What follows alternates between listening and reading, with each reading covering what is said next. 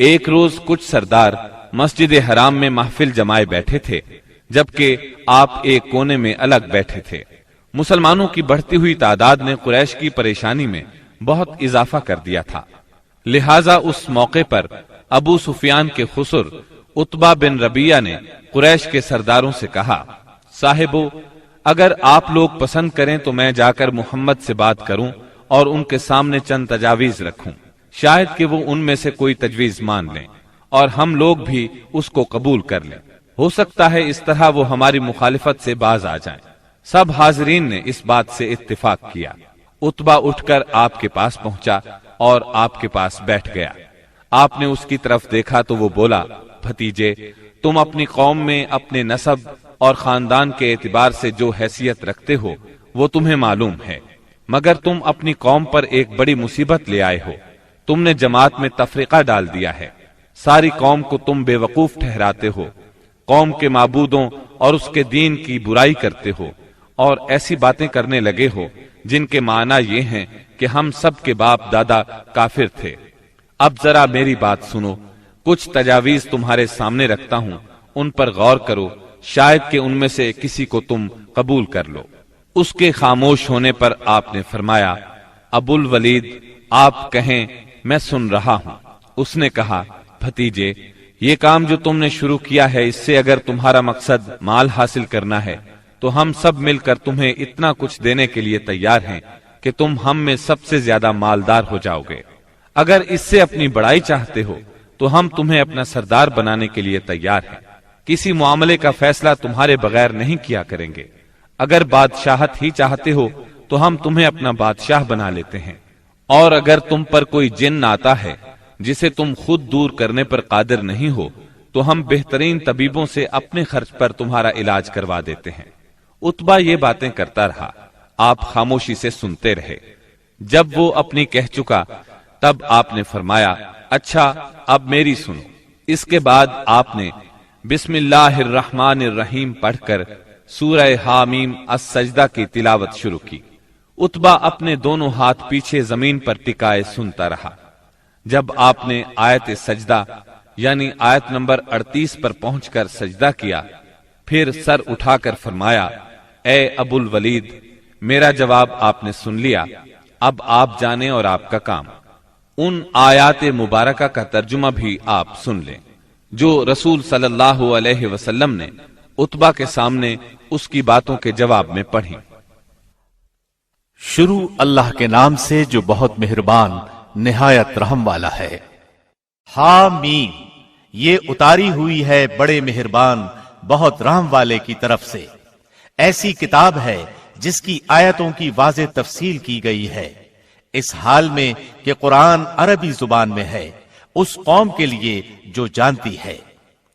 خوشخبری سنانے والا اور ڈرانے والا ہے، پھر بھی ان میں سے اکثر نے منہ پھیر لیا اور وہ سنتے ہی نہیں۔ اور انہوں نے کہا کہ تو جس کی طرف ہمیں بلا رہا ہے، ہمارے دل تو اس سے پردے میں ہیں اور ہمارے کانوں میں گرانی ہے، اور ہم میں اور تجھ میں ایک حجاب ہے۔ اچھا تو اپنا کام کیے جا، ہم بھی یقیناً کام کرنے والے ہیں۔ آپ کہہ دیجئے کہ میں تو تم ہی جیسا انسان ہوں، مجھ پر وحی نازل کی جاتی ہے کہ تم سب کا معبود ایک اللہ ہی ہے، سو تم اس کی طرف متوجہ ہو جاؤ اور اس سے گناہوں کی معافی چاہو، اور ان مشرکوں کے لیے بڑی ہی خرابی ہے جو زکوٰۃ نہیں دیتے اور آخرت کے بھی منکر ہی رہتے ہیں۔ بے شک جو لوگ ایمان لائیں اور بھلے کام کریں ان کے لیے نہ ختم ہونے والا اجر ہے۔ آپ کہہ دیجئے کہ کیا تم اس اللہ کا انکار کرتے ہو اور تم اس کے شریک مقرر کرتے ہو جس نے 2 دن میں زمین پیدا کر دی؟ سارے جہانوں کا پروردگار وہی ہے، اور اس نے زمین میں اس کے اوپر سے پہاڑ گاڑ دیے اور اس میں برکت رکھ دی، اور رہنے والوں کی غذاؤں کی تجویز بھی اسی میں کر دی، صرف 4 دن میں، ضرورت مندوں کے لیے یکساں طور پر۔ پھر آسمان کی طرف متوجہ ہوا اور وہ دھواں سا تھا، پس اسے اور زمین سے فرمایا کہ تم دونوں خوشی سے آؤ یا ناخوشی سے۔ دونوں نے عرض کیا ہم بخوشی حاضر ہیں۔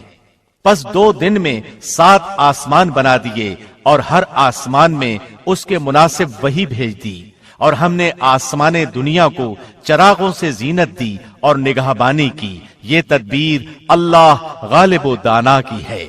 اب بھی یہ روگرداں ہوں تو کہہ دیجئے کہ میں تمہیں اس کڑک سے ڈراتا ہوں جو مثل عادیوں اور سمودیوں کی کڑک کے ہوگی۔ حبشہ میں قریش بری طرح ناکام ہو گئے۔ دوسری طرف وہاں شاہ حبشہ نے مسلمانوں کے ساتھ اعلیٰ ترین سلوک کیا، انہیں وہاں رہنے کی کھلی آزادی دی۔ ادھر مکہ معظمہ میں سیدنا حمزہ اور سیدنا عمر بن خطاب رضی اللہ عنہما نے اسلام قبول کر لیا۔ ان تمام باتوں کی بنا پر کفار کا زور ٹوٹنے لگا۔ دوسری طرف آپ کی تبلیغی کوششوں سے مسلمانوں کی تعداد میں روز بروز اضافہ ہوتا جا رہا تھا اور قبائل میں بھی اسلام پھیلتا جا رہا تھا۔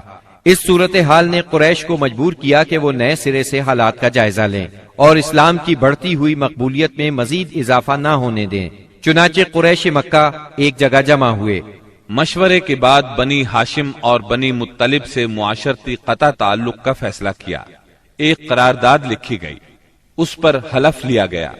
اس میں طے پایا کوئی شخص بنو ہاشم اور بنو مطلب سے شادی بیاہ کے تعلقات نہ رکھے، کسی قسم کا لین دین نہ کرے، نہ کھانے پینے کی چیزیں ان کے ہاتھ فروخت کرے، نہ ان سے بولے چالے، جب تک کہ محمد قتل کے لیے ان کے حوالے نہیں کر دیے جاتے۔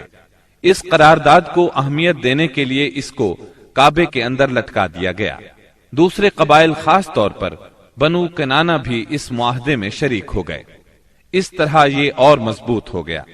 اس معاہدے کی کتابت بغیز بن عامر بن ہاشم نے کی تھی۔ رسول اللہ صلی اللہ علیہ وسلم نے اس پر بد دعا کی اور اس کا ہاتھ یا ہاتھ کی بعض انگلیاں شل ہو گئیں۔ قریش مکہ کے اس معاشرتی بائیکاٹ سے مجبور ہو کر ابو طالب نے اپنے خاندان کے ساتھ شیب ابی طالب میں پناہ لی۔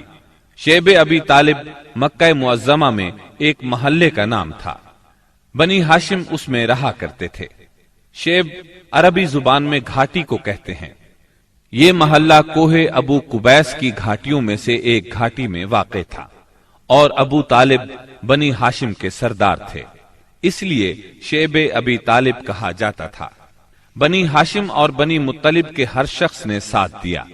مسلمانوں نے ان کی وجہ سے اور کفار کے خاندانی اور نسبتی تعلق کی بنا پر محصور ہونا قبول کیا۔ بنو ہاشم میں سے صرف ابو لہب نے قریش مکہ کا ساتھ دیا اور وہ شہر ہی میں مقیم رہا۔ بنو ہاشم اور بنو مطلب کے 3 سال اس گھاٹی میں گزرے۔ یہ 3 سال اس قدر سخت، تنگ دستی، غربت اور تکالیف کے تھے کہ بھوک کی شدت سے بچوں کے بلبلانے کی آوازیں راستہ چلتے لوگوں کو سنائی دیتی تھیں، مگر سنگ دل کفار ان چیخوں کو سن کر خوش ہوتے تھے۔ مسلمانوں نے ان 3 برسوں میں درختوں کے پتے اور چمڑے کھا کر پیٹ کی آگ بجھائی۔ سعد بن ابی وقاص رضی اللہ عنہ فرماتے ہیں، میں بھوکا تھا، اتفاق سے رات کے وقت میرا پاؤں کسی چیز پر پڑا، میں نے اس چیز کو اٹھایا اور نگل گیا، مجھے اب تک معلوم نہیں کہ وہ کیا چیز تھی۔ اسی طرح اونٹ کی کھال کا سوکھا ہوا چمڑا انہیں کہیں راستے میں پڑا مل گیا، انہوں نے پانی سے دھو کر اس کو جلایا اور صفوف بنا کر پانی کے ساتھ کھا کر 3 راتیں بسر کی۔ یہ معاشرتی بائیکاٹ اتنا شدید تھا کہ قریش نے کھانے پینے کی اشیاء کا لے جانا بھی بند کر دیا تھا۔ جب کوئی تجارتی قافلہ مکے آتا تو ابو لہب اٹھتا اور اعلان کرتا، کوئی تاجر عام نرخوں پر اصحاب محمد کو فروخت نہ کرے، بلکہ اتنی قیمت بڑھائے کہ وہ چیز ان لوگوں کی قوت خرید سے باہر ہو جائے۔ قریش میں سے بعض لوگوں کے دل ان حضرات کی یہ حالت دیکھ کر کڑتے تھے، کیونکہ وہ ان کے عزیز تھے، چنانچہ ایسے لوگ خفیہ طور پر کھانے پینے کی چیزیں بھیج دیتے تھے۔ ایک دن سیدنا حکیم بن حزام رضی اللہ عنہ اپنی پھوپھی سیدہ خدیجہ رضی اللہ عنہا کے لیے کچھ چیزیں لے کے جا رہے تھے کہ ابو جہل نے راستہ روک لیا اور کہا، اگر تم نے شیب ابی طالب میں غلہ پہنچانے کی کوشش کی تو میں سب لوگوں میں تمہیں رسوا کر دوں گا۔ اتفاق سے اس وقت ابو البختری سامنے سے آ گیا۔ واقعے کی تفصیل سن کر ابو جہل سے کہنے لگا، اگر ایک شخص اپنی پھوپھی کے لیے کچھ غلہ بھیجتا ہے تو تم کیوں رکاوٹ بنتے ہو؟ چنانچہ ابو البختری کی مداخلت کی وجہ سے اسے اپنی پھوپھی کے پاس غلہ بھجوانے دیا۔ غرض ایسی ہی تکالیف اور مصائب کی وجہ سے مکے کے بعض نیک دل لوگوں کو یہ سفاکانہ معاہدہ ختم کرنے کا خیال آیا۔ آخر ہشام بن عمرو کی کوششوں سے زہیر بن ابی امیہ، سیدہ ختیجہ رضی اللہ عنہا کے رشتہ دار مطعم بن عدی، زمعہ بن اسود اور ابو البختری بن ہاشم اور مختلف قبائل کے بعض افراد نے رات کو خفیہ مجلس میں اس معاہدے کی منسوخی کا طریقہ کار مرتب کیا۔ پھر صبح کو کعبۃ اللہ کے پاس اپنے اپنے حلقے میں جمع ہوئے۔ طواف کے بعد پہلے زہیر نے اعلان کیا، جب تک انسانیت کے خلاف اس معاہدے کو ختم نہیں کیا جائے گا میں چین سے نہیں بیٹھوں گا۔ اس پر ابو جہل نے مخالفت کی، لیکن 4 اور نیک دل انسانوں نے اپنے اپنے قبیلے کی طرف سے یکے بعد دیگرے اس بائیکاٹ کو ختم کرنے کا اعلان کیا۔ ابو جہل مجلس کا یہ رنگ دیکھ کر دنگ رہ گیا اور کہنے لگا، یہ معاملہ تو پہلے ہی سے طے شدہ لگتا ہے۔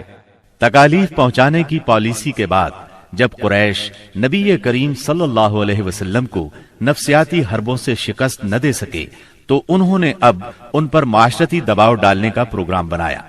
اس کے لیے ان کے سرپرست اور نگران ابو طالب پر دباؤ ڈالنا ضروری تھا۔ چنانچہ سرداران قریش نے بار بار ان کے پاس جا کر شکایت کی۔ ایک بار تو قریباً 25 سردار ابو طالب کے پاس پہنچے۔ ان میں ابو جہل، ابو سفیان، امیہ بن خلف، عتبہ، اسود بن عبد المطلب اور شیبہ شامل تھے۔ انہوں نے پہلے تو آپ کے خلاف اپنی شکایات بیان کی، پھر کہا، ہم آپ کے سامنے ایک انصاف کی بات پیش کرتے ہیں۔ آپ کا بھتیجا ہمیں ہمارے دین پر چھوڑ دے اور ہم اسے اس کے دین پر چھوڑ دیتے ہیں۔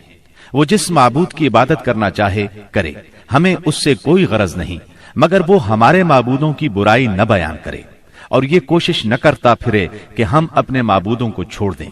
آپ ہم سے اس شرط پر اس کی صلح کرا دیں۔ ان کے خیال میں مصالحت کا اس سے اچھا طریقہ کیا ہو سکتا تھا؟ ابو طالب نے نبی اکرم صلی اللہ علیہ وسلم کو بلایا اور ساری بات بیان کی۔ آپ نے جواب میں فرمایا، چچا جان، میں تو ان کے سامنے ایک ایسا کلمہ پیش کرتا ہوں جسے اگر یہ جان لیں تو پورا عرب ان کے تابع اور عجم ان کا جزیہ گزار ہو جائے گا۔ اس پر ان لوگوں نے کہا، تم ایک کلمہ کہتے ہو، ہم ایسے 10 کلمے کہنے کو تیار ہیں، مگر یہ تو بتاؤ وہ کلمہ کیا ہے؟ آپ نے جواب میں فرمایا، لا الہ الا اللہ۔ اس پر وہ سب غصے اور تکبر سے اٹھ کھڑے ہوئے۔ اس وقت وہ جو باتیں کہتے ہوئے وہاں سے نکلے، ان کا ذکر قرآن کریم کی سورہ سعد کی آیات 1 تا 7 میں آیا ہے۔